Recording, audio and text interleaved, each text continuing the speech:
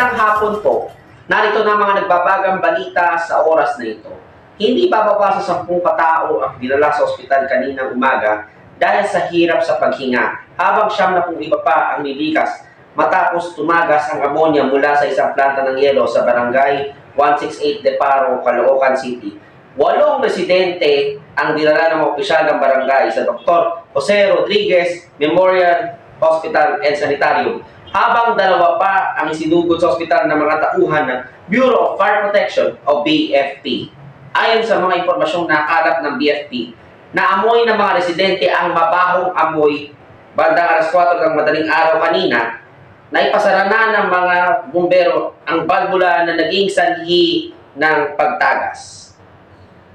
Manatiling nakatutok, ito lamang sa Dale Manny Felicerta Channel para sa iba pang mga nagbabagang balita. Ako po si Dale Manny Felicerta at narito po mga balitang dapat nyo abangan mamaya sa 24 oras.